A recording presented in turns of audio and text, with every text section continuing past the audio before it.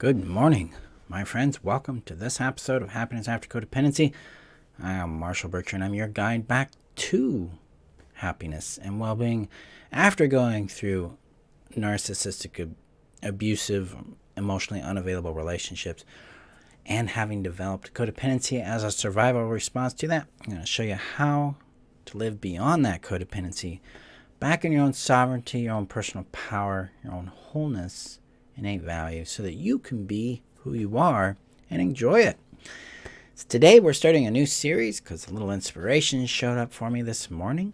I'm calling it Pivoting Your Codependency. In this series we're going to be exploring what to do in place of common codependent habits. Today we're focusing on the people-pleasing habit, or the please-to-appease habit, what we do instead of that.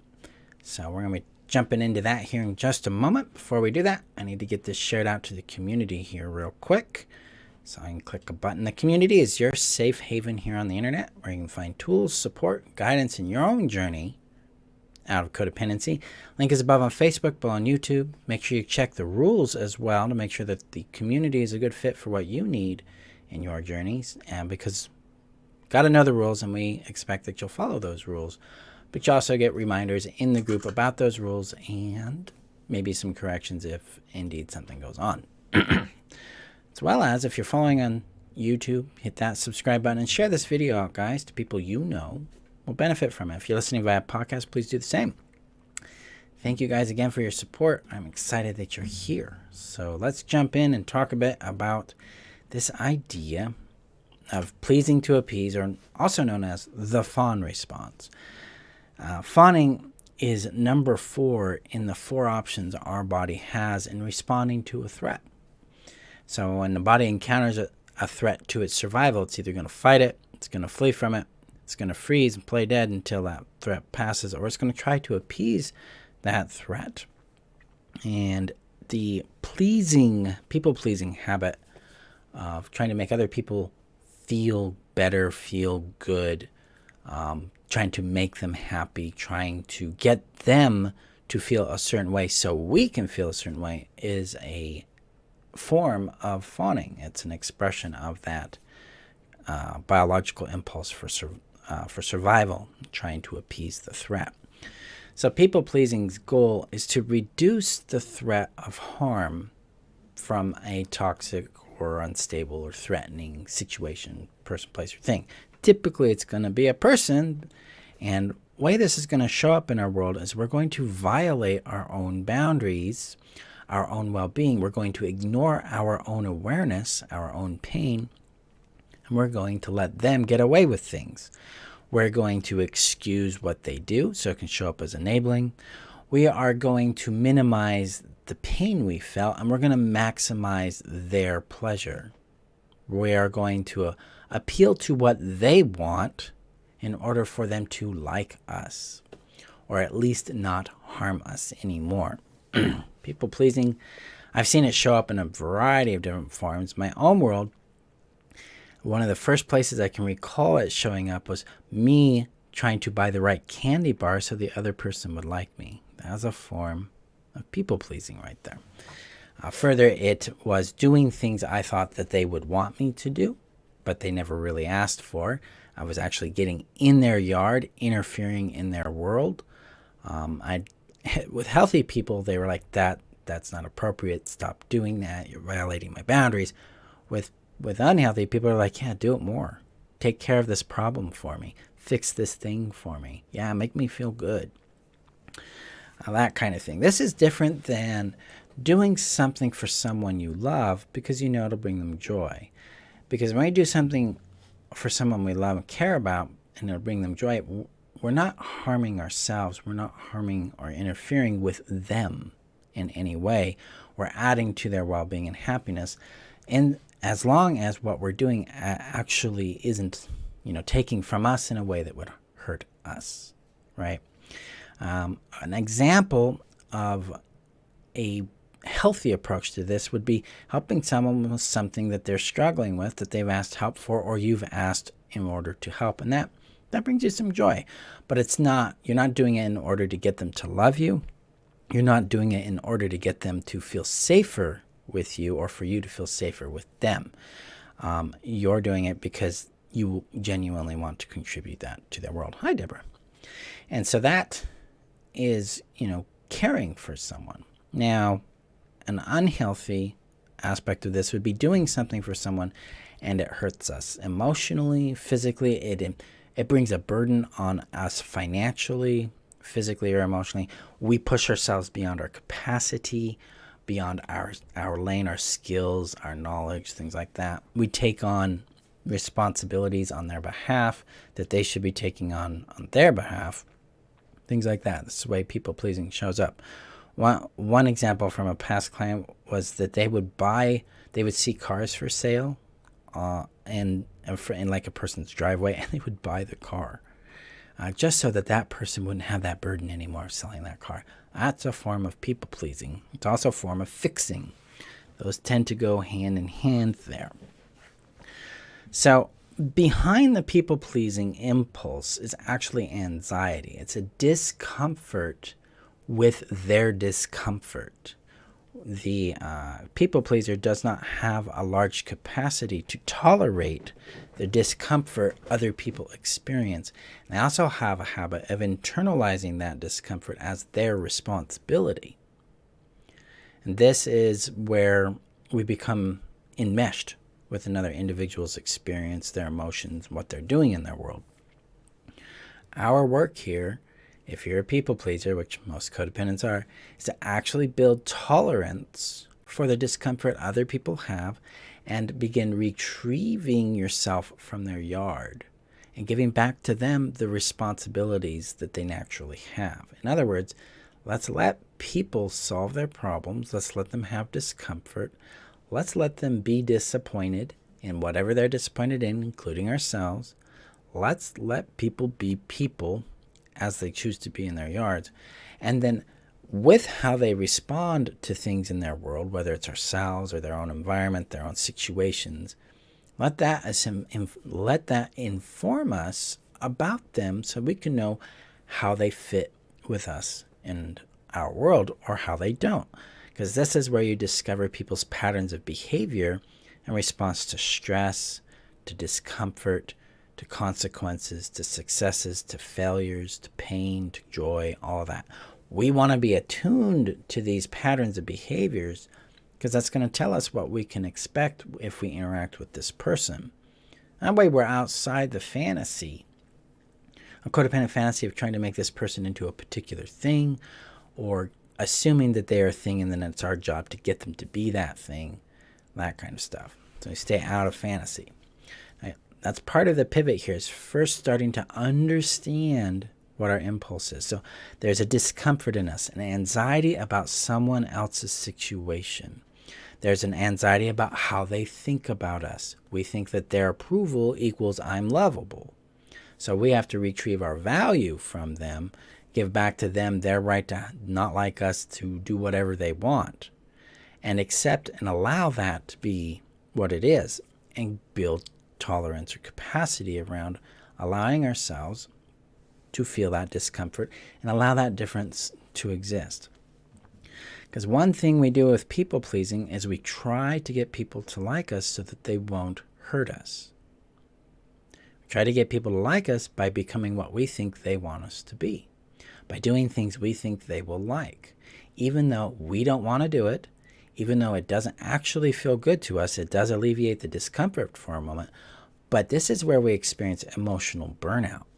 This is where we build anxiety into our nervous system because we're becoming hypervigilant on what this person is doing. Hi, Robin.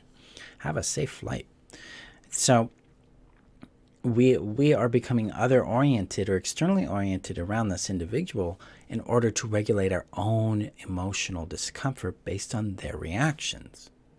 So becoming attuned to and acknowledging our discomfort about their situation or their perspective or their state of being towards us or other people, places, and things is our first step in breaking out of the people-pleasing habit, out of the fawn response, and beginning to pivot towards our own sovereignty. Okay? So this is what we do instead of people-pleasing. So we first allow ourselves to have the discomfort, and second, we then respect their adulthood and our adulthood. We respect the separation between us and them, the space or separation is created by autonomy. This is an autonomous individual who has the rights to do whatever they want, feel whatever they want, and then inherit the consequences, impacts, and results that those things create for them. Just as we have that right to feel what we want, do what we want, and then inherit the outcomes, results, or consequences those create. When we respect this sovereignty, this autonomy, then we can start allowing ourselves to acknowledge what we really feel about this situation with the person, which is we don't feel safe.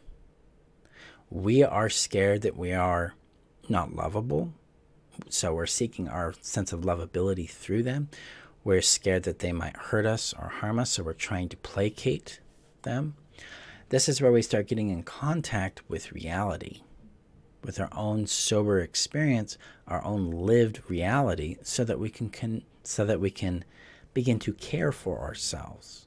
So we begin to go, okay, this person treats me this way, and that's scary, and that hurts, and that's not fulfilling. So now I know where my boundary is.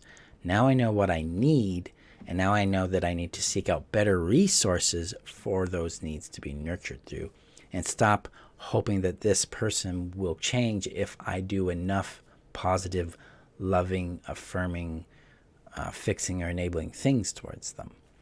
That's our pivot there. Because codependent behaviors, my friends, are driven by internal legitimate needs.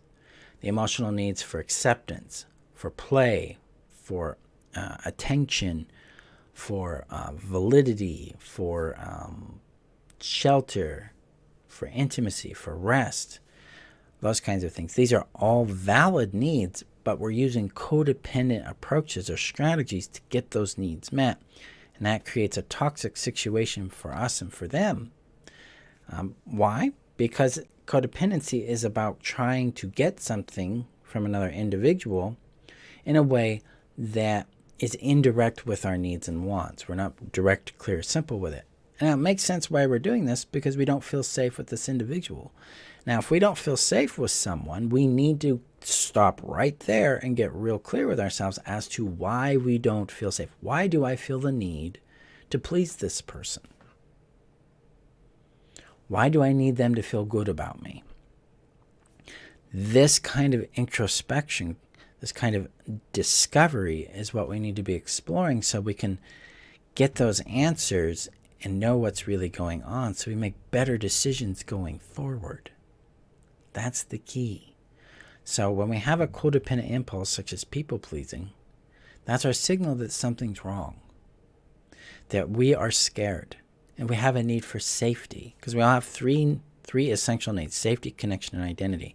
And people-pleasing attempts to fulfill those three things through its actions. So if we find ourselves trying to please someone, that's where we stop and go, okay, what do I need for safety? What's unsafe here? What's telling me it's unsafe? And sometimes they're fine. They're a safe person. Their behavior is aligned with the 8 relationship bare minimums. They show up trustworthy. They're empathetic. They're kind. They're consistent. They're reliable. They take accountability. And so sometimes our trauma in the past is speaking up and trying to find safety through these people-pleasing elements. So rather than confronting them with a problem we're having, or feelings that we're dealing with, or concerns we have, we ignore it because we know that they'll feel better. We tell them what they want to hear, so then they won't be upset with us, because that's what we predict. Sorry about that. That's why we predict will happen if we speak up. That's our trauma talking. So we do have some work to do in differentiating why we're doing it. How relevant is my people-pleasing response to the situation or person I am dealing with? If they're harmful, they're unreliable, they're manipulative, they gaslight, their abusive behaviors present in the relationship, then it makes sense why we're fawning, why we're people-pleasing. Now, if they're a healthy person and we're fawning towards them also makes sense because we are still not feeling safe, which means we need to do some work on healing that trauma so we can get connected to our well-being and happiness, and then connect with them from a place of sovereignty and freedom. It's a big pivot. But the first step in that is let's acknowledge the discomfort we experience and allow that to be legitimate. So allow that to be real. Allow them to have discomfort. Allow yourself to have it. And then explore why there's discomfort. Why is there a low level of safety in this relationship? Is it a healthy, safe relationship? Is it not?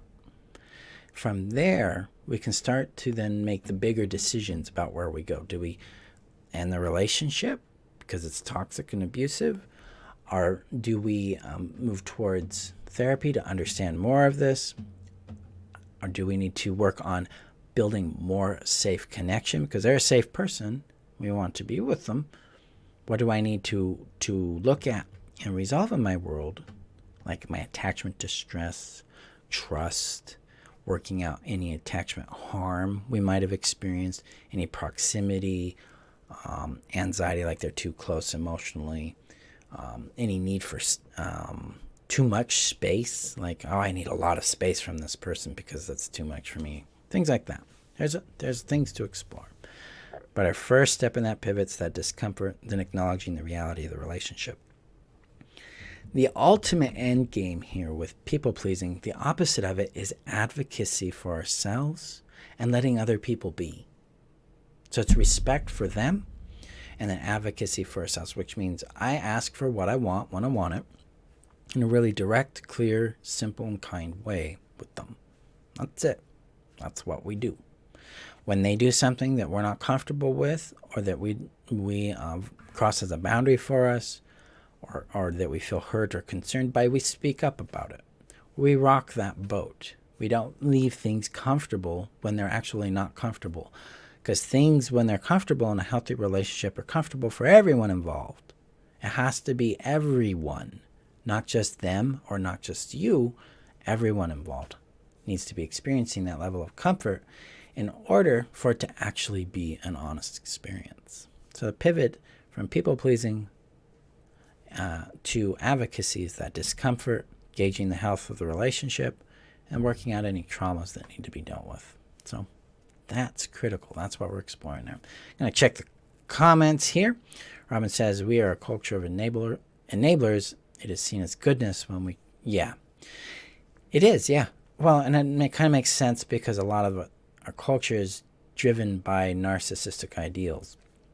And so no wonder people-pleasing's praised, because it's always favoring the other person rather than making sure that everyone in the experience is well-resourced, cared for, loved, and valued. Deborah says, I've been pivoting my interactions with my sister.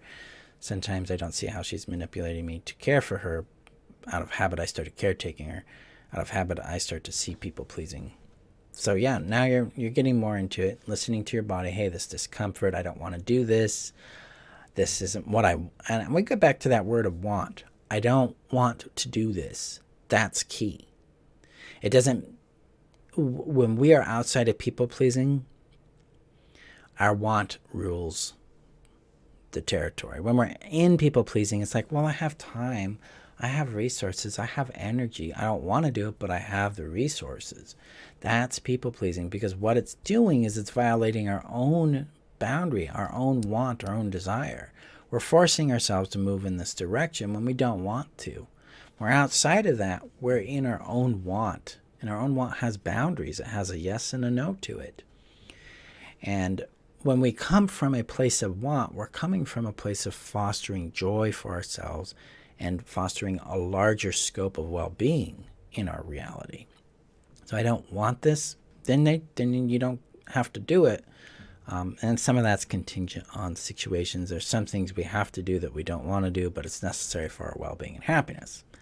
So there is, nuance dependent on the context there. But ultimately, if we're building more of our choices based on what we want rather than what we feel like we should do or feel like what would make them happy only, because that's people-pleasing again. They're the only ones that are happy in this. if we're building from that want, we are going to be in a much better place for ourselves, because now we're advocating for an actual boundary that matters to us. We're operating from our own values. We're able to have more joy in our world. And guys, my friends, think about this. They are an adult. They have all the capability to fulfill their own needs and wants and desires too. They don't need us that way. People pleasing has a need behind it. Like, oh, they need me. Because we confuse being needed with being loved. They aren't the same thing. I get it. It feels good to be needed, but it's also exhausting. It's especially exhausting when that's all there is. Because being needed has some weight. It can feel really heavy. It can feel like we are the source for this person in this thing. And that's a huge amount of pressure, huge amount of weight that isn't ours. When we respect the capability that these people, these other people, places, things can take care of what they want and need in their lives, then we get the option to find out if we actually really want to contribute to them. And if we do really want to contribute, then we can ask. We can gain consent, and we can put boundaries on it.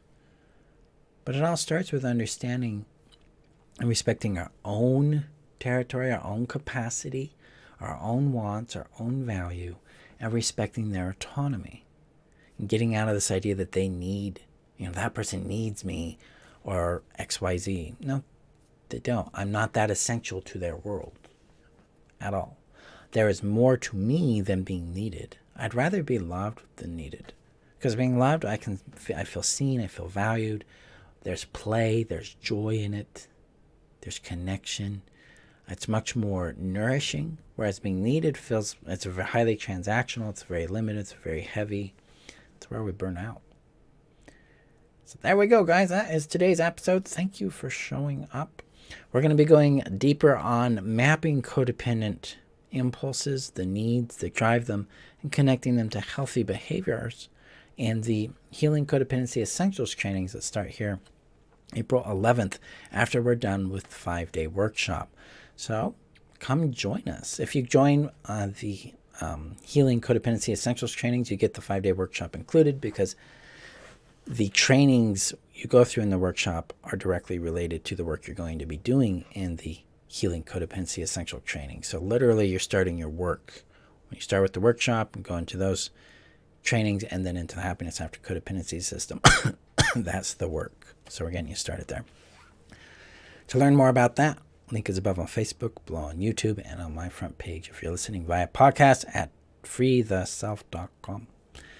Again, thank you guys for being here. Come join us for the workshop. We start March 28th, and join us for the Healing Codependency Essentials trainings. We start April 11th. Go gently with yourselves. Explore where you can pivot towards your wants and your boundaries and your well-being by acknowledging the discomfort, checking in with the health of that relationship, and ending that people-pleasing by exchanging it for self-advocacy and respective autonomy. So go gently. I'll see you guys in our next episodes. Bye-bye.